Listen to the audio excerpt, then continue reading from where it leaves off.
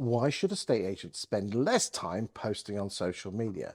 Today, I'm joined by Neil Whitfield, who is the author of the book 5 Mile Famous, a book that helps estate and letting agents get more listings. Thank you for joining me today, Neil. Hi, Chris. Why should estate and letting agents spend less time posting on social media? Talk to me.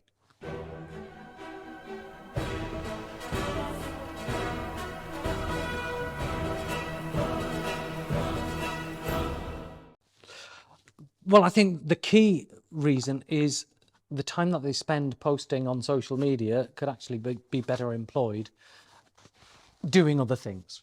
I think estate and letting agents, like many small business owners, they're attracted to social media because, for a start, it's free, or there is no direct cost. So we're talking about eyeballs and traffic here, aren't we? Well, this is what I talk about in the book. I think rather than thinking about the media that you put your messages out there on, you should think in terms of traffic. And the distinction and the difference is traffic essentially needs to go somewhere. Ideally, traffic needs to go to your website or a landing page that you own so that you can actually get it into your system. And by that, I mean capture their email address, capture their mailing address, so that you can be in control of when you actually get the message out to them next.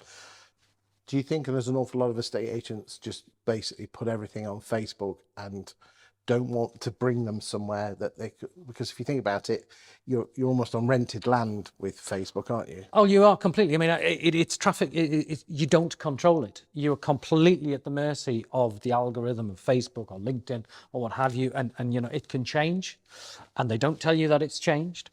And every agent out there will know that they'll think of an example where they've spent hours crafting this wonderful bit of content, and they posted it, and then they get crickets, tumbleweed, nothing. And then the next week they just bash something out there which takes them 2 minutes when they're on the train, and it gets a load of engagement. And that's exactly what the social media platforms want. They've got you hooked in because it's the hopium aspect. You just don't know what's going to work and what's not, and that's entirely designed to get you coming back and coming back and coming back. And the problem is you've got no control over it. And I think one of the problems that agents have is that they think it's free, and it's not, because obviously your time is valuable. So all that time that you're spending writing the content or getting content produced for you, if you're just putting it out there on Facebook, LinkedIn, Instagram, you press send or you press publish, who knows what's going to happen. And I think what agents would be better off doing is, I'm not saying don't post on those free channels, but as a card-carrying control freak, I want to be putting myself in more control of what actually happens. So actually spend some money. Long before digital marketing and the internet and all the rest of it, as a business owner, you knew that if you wanted to get your message out there, you'd actually have to spend some real money.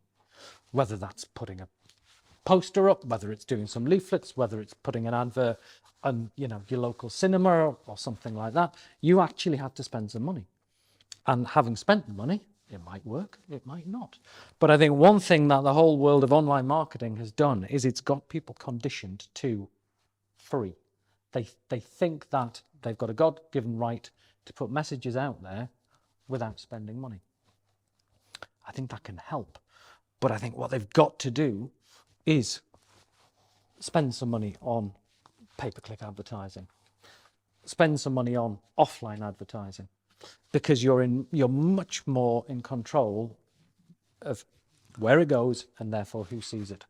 So you're saying, when you say the message was spend less time posting, you're saying don't put all your eggs in one basket with regard to organic posting, get some paid for advertising on social media and other types of advertising, with the ultimate aim of being able to capture their email address. Yeah, absolutely. Because the social media platforms will penalize you if you put a link in the post. They'll penalize you if you put a link in the comments. Less so if you're actually paying for the ad, you're in control. So you can have a link to a landing page, or you can have a QR code on your leaflet or your letter. So they're a bit more, if you're paying for it, they're a little bit more flexible on. Yep. But again, therefore, you need decent content to make people want to click on that, to give up something that they want, which is their email address. Yeah, absolutely. So, say for example, you give them, a report or a guide into a particular area, or as you've done, this street versus the other street. Well, obviously that gets them interested.